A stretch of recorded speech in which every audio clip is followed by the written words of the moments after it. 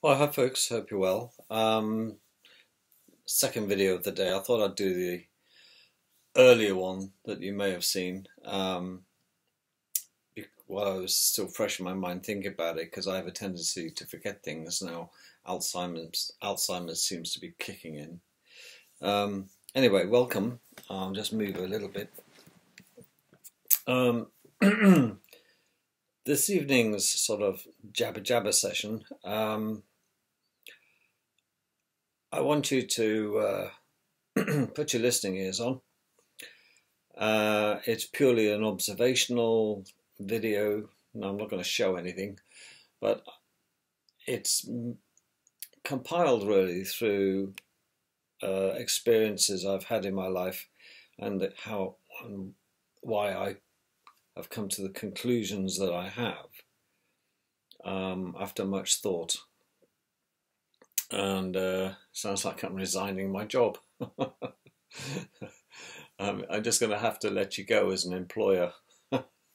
Oh, joy. Wouldn't you just like to say that?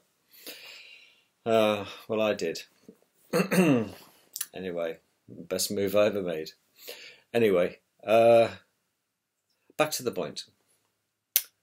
I don't know whether you're a girl or a boy, quite frankly, or a man or a woman. I have no idea, but I try to keep these videos a family show, so try to avoid the expletives. But sometimes it's difficult to contain them. I get so emotional lately. Anyway, I'll try and keep a calm one this evening. I could do without the blood pressure. So where to begin? I suppose at the beginning. Once upon a time. Only kidding, only kidding. Settle down. School. Yes, I know, it's going to be a little bit more entertaining than school days. I mean, I went to school in Tom Brown school days, you might recall that, and I had off, we didn't have at my school fags, and these were the slaves, newbies, coming in to serve the sixth formers hand and foot. Thank God for that. We grew out of that nonsense, but I dare say they happen still in the backwaters of Eton and Harrow and Gordonston. But you learn the important things at such schools, and that's why they're expensive. Because only the rich, the very, very rich, can send their children to such places, because at those particular private schools, they teach you different things than the average plebs out there like you and I. But I'm going to spill the beans, because I know what they taught there too. And it is different. But I learnt it too late in life, quite frankly. So here we go.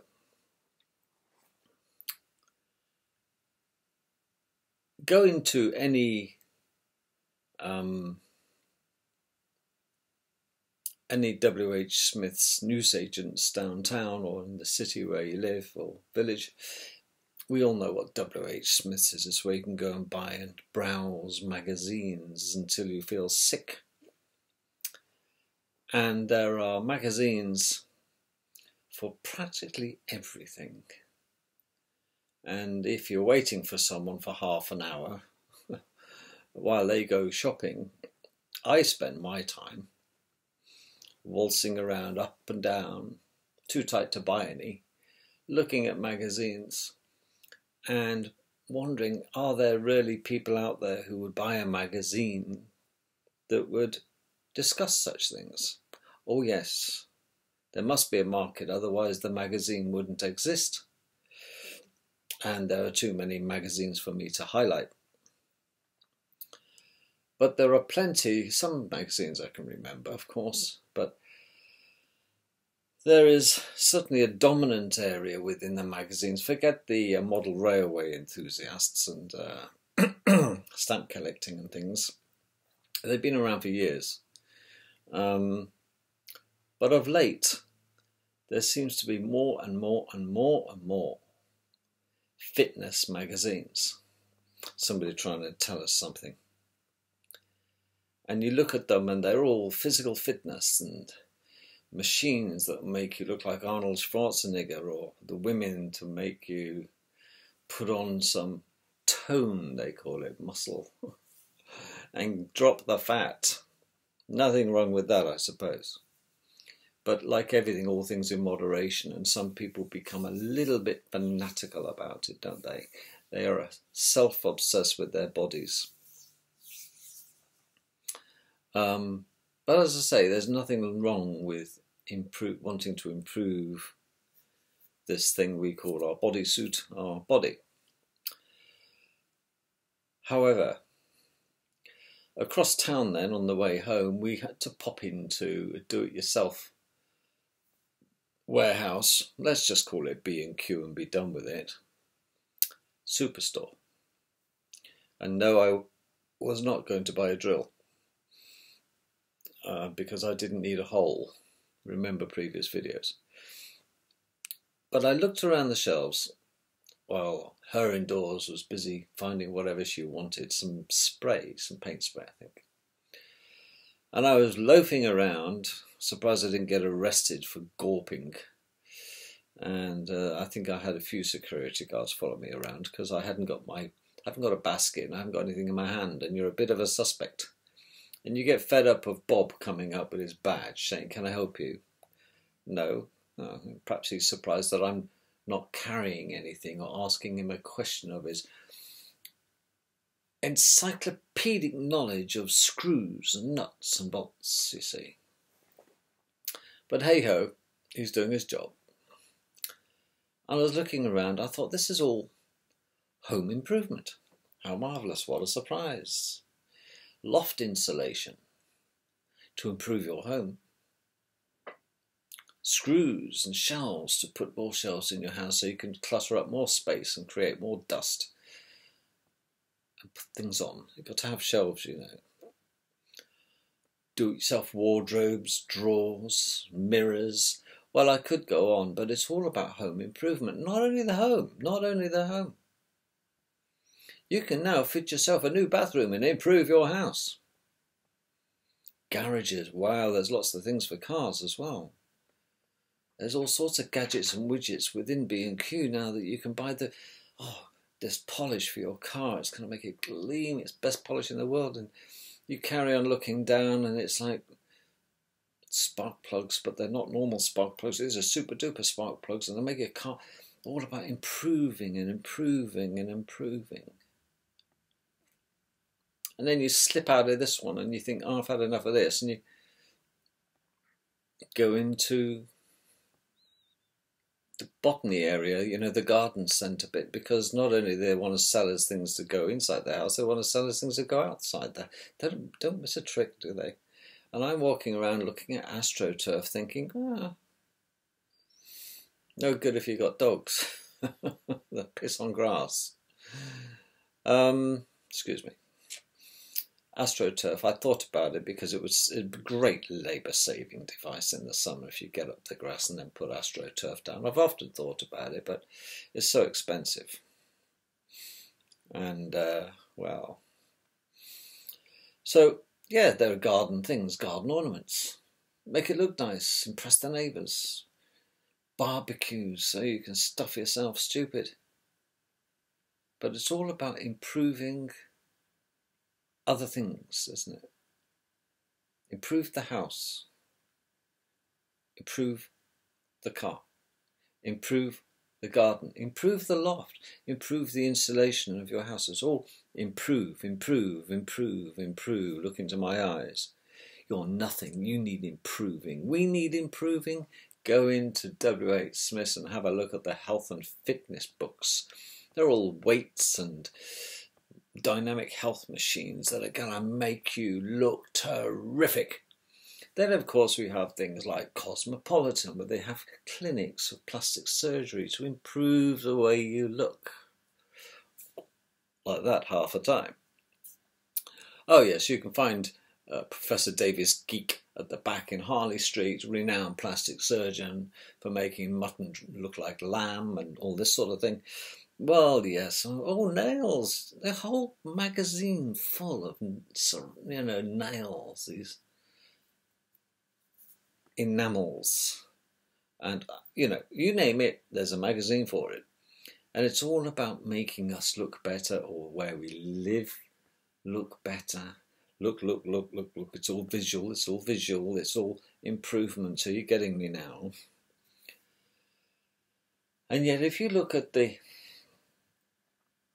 way that you know, they obviously sell these things a lot, otherwise they wouldn't bother stocking them. And it got me to thinking, when I was younger, quite a bit younger, I think once they dropped, I'm being diplomatic, and I become aware of the opposite sex, I was a late developer. And I suppose I couldn't figure out why it was that younger girls, or, well, late teenage girls, were very interested in the adult, much more adult boys / men. I resented it. And it's very, very rare you see a young man going out with a girl the same age. Very rare. It doesn't last very long. And there's many, many theories about it. Yes, she's going out with him for the money, more muscle, bigger car, faster this, faster that. Because older people, of course, do have more money than the youngers normally. So that's one explanation. But you often wonder why these young, beautiful things go out with older men. Well, I've explained that. But you'd think they'd get a pretty one. A handsome one, sorry, wouldn't you? Why did she go out with that guy? He's got a face like a bulldog chewing a wasp. You know, what's the attraction? He's hardly built like Charles Atlas. He hasn't got the physique. Look at the state of him. Well, I don't know. There's now to strangers folk, as they say. And yet we're surrounded by things that are encouraging us to self-improve, or improve and improve and improve. Look into my eyes. Don't settle for second or third best. Get improving yourself. So I was pondering this for a long time. Why it is. What's the attraction? It's not the money. Some of these young girls are richer than the guys they were going out with. And the guys they were going out with were as ugly as a bulldog chewing a wasp. And they didn't seem to have that much money. But they're still going out with them. And their car was crap. So what is this? It's a conspiracy. That's what it is, I'm telling you. So I thought, in my naivete.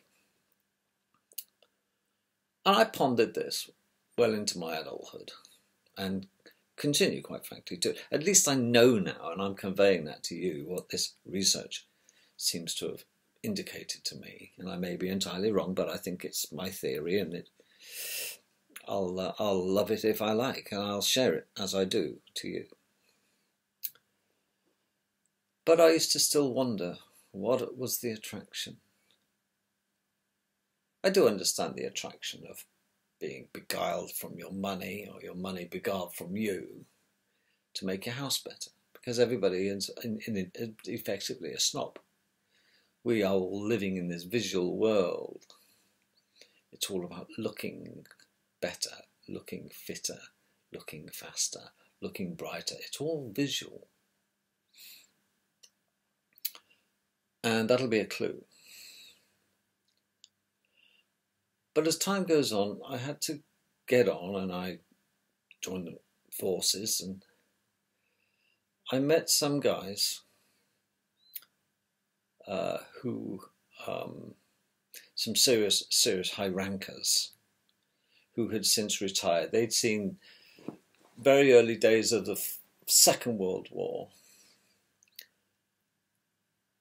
and became ill, of course, and the military hospitals where I worked were obliged to look after such folk until their demise, because ex-military personnel would at the time still be treated in the military hospitals. I think that's the case now too. because they just choose it that way. They're probably in their comfort zone. So we used to get some pretty high-ranking army officers, and I remember a couple of them. One was a very nice guy called Brigadier Perkins. These people have died now, so I can talk. A chap called Brigadier Perkins. He was an ENT specialist, ear, nose and throat surgeon. And I remember he was in hospital and he was terribly ill. He had cancer. And I struck up a great friendship with that man. And I was a low ranker, and yet he and I bonded like that.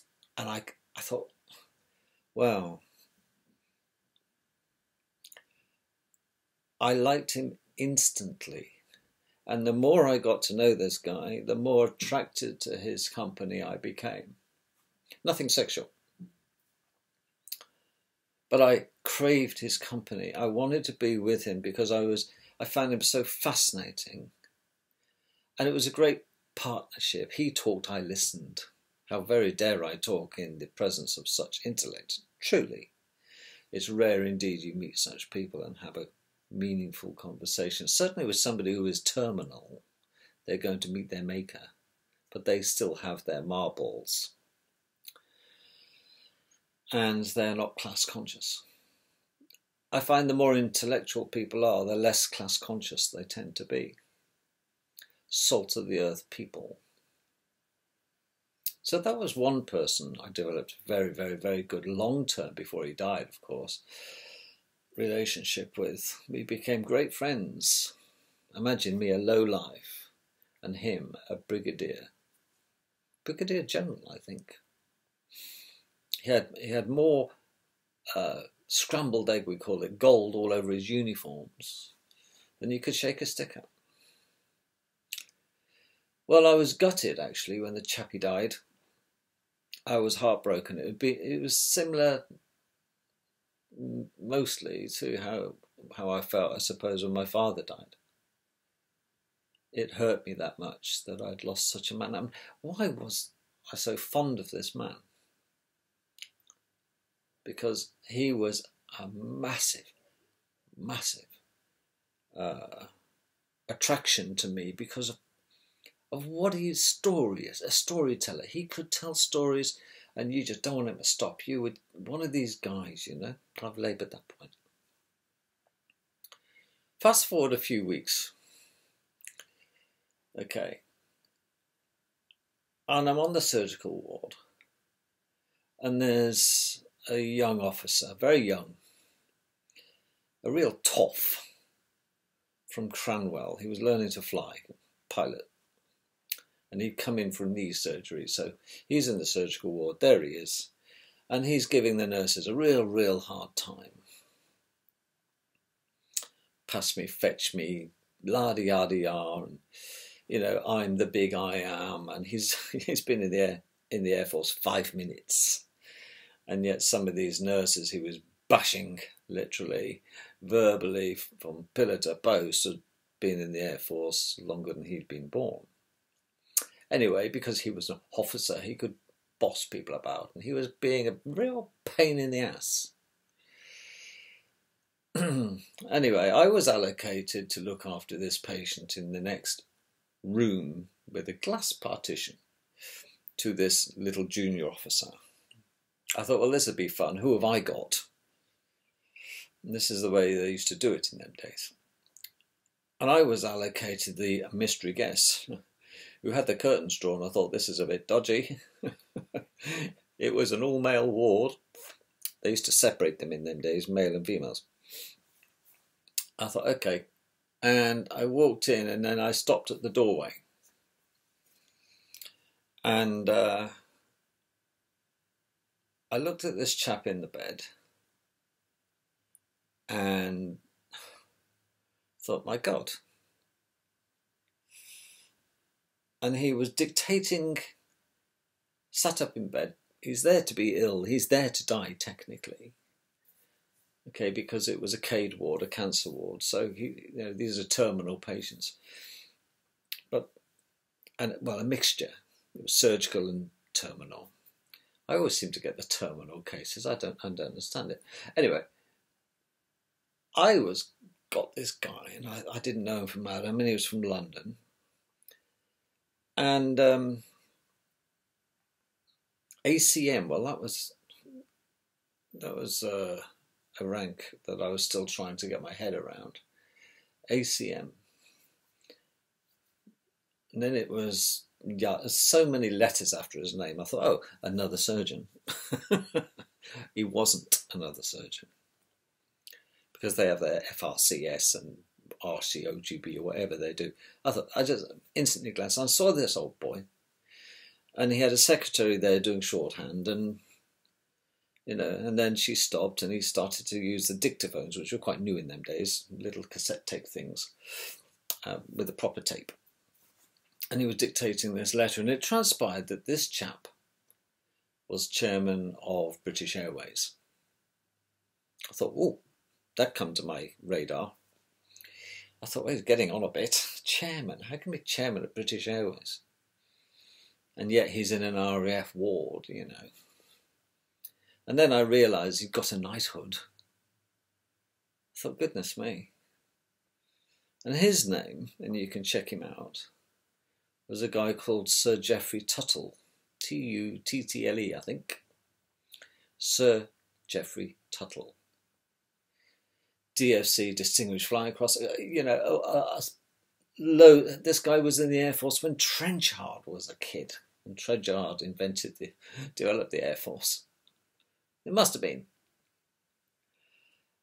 And I looked at his RAF uniform, which he wore for ceremonies, and this guy, bearing in mind he was a Sir, he was a Knight of the Realm. I looked at his arm on his uniform, his sleeve, and I lost count of the number of lines on his arm, apart from the big fat one on the front that shows he's at least an Air Commodore. And then it went stripe, stripe, stripe, stripe, stripe, stripe. Lost count. All I know is that he actually was the Air Chief Marshal of the Royal Air Force. And here I am. 24, 25. Wet behind the ears. Good morning, sir. When his secretary went, he sat up in bed and he looked at me and he said, hello, young man. I thought, wow, thank you. Everyone's young compared to him, of course. Don't know if you've ever seen a program called Catweasel, but he was so handsome, even very debonair like they were. And I could just see him in a Spitfire saying, "Wizard Prang, old boy," tally-ho and all. He was classic. But what a wonderful, wonderful human being he was. Well, he and I were talking, and I went to get him a cup of tea. I wasn't a servant. Anyway, I just thought it would be a privilege, and it would be a great excuse to spend time with him. And he told me to take a seat. And he wasn't bedbound, he was just getting up. And anyway, I couldn't get over then. I kept on being fascinated. First of all, he was a beautiful wings on his chest with his uniform and his stripes. And God, he had more gold on him than I can say. And I thought, this guy's Tutankhamun. And a very slim guy. He was getting on,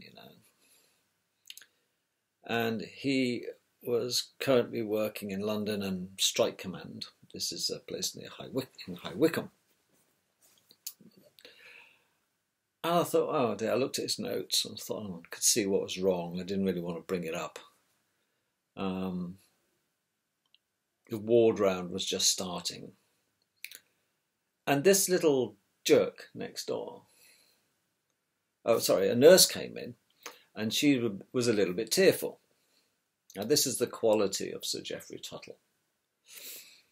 He and I, he was talking, I was listening, about good old days and aeroplanes, because that was my passion.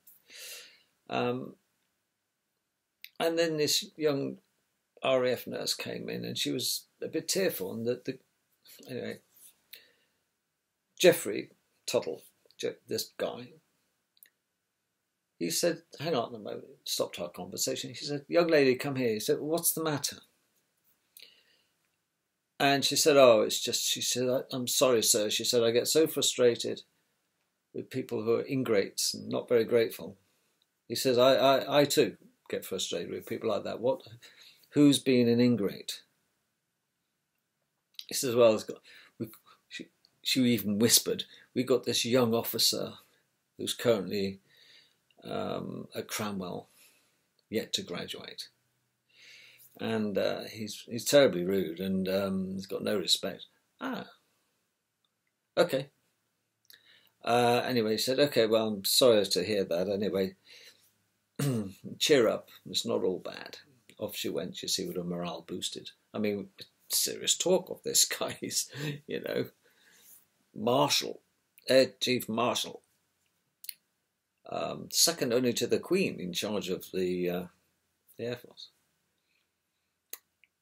He stood up, this guy, said, wait there, John. Call me John, for God's sake. Back in a mo.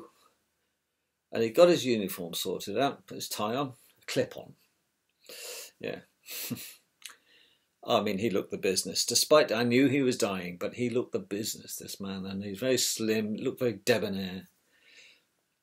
And he walked out of his room and he went in to this young, snotty little officer, this little pilot officer he was.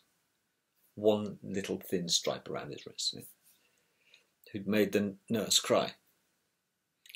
And he shut the door behind him. I can tell you now, I have never seen somebody destroyed verbally as my first experience of ever seeing a human being ripped a new one without somebody raising their voice. And that, I tell you, it was a kiss of death for that young officer to offend that nurse and boss her about. And that just shows, you see, the quality of Sir Geoffrey Tuttle. Because although he was the most magnificent, highest ranking RAF type available in the UK, he also had the biggest heart. And I learned very quickly that great people make little people feel great. And that's how they become great. And that young officer was ripped a new one and probably destroyed his career in one go by having a go at the nurse and pulling rank on this young junior nurse. And I don't think he'll ever forget Sir Geoffrey Tuttle either. But in fact, I suppose the best way to say it, she was equally attracted to Sir Geoffrey Tuttle by his intellect. So I have found, really, in my experience, that it doesn't really matter what people look like. It's what's in their heart and their head. And if I was going to conclude this video, which will be a brief one, I would just say the best way to end up with the partner in life that you truly, truly want is get together with somebody who's your intellectual equal or better than you. Male or female, doesn't matter to me. Because ultimately, beauty is always a bonus if they are beautiful too, but remember that beauty fades and dumb is forever. And young girls and beautiful, clever people, it's just not the beauty, they're beautiful inside. And they will often be more attracted to intellectual people, not false, but people who know more than they do, but are humble with it. Because a rising tide raises all ships. But there are many people out there who have made perfection out of self-improvement of their physical bodies or their houses or their cars. And yet they don't think about improving their minds. And it is the mind that will get people attracted to you and help you be a success in life, not how you look. Take care, folks. I've got to get on. Be good.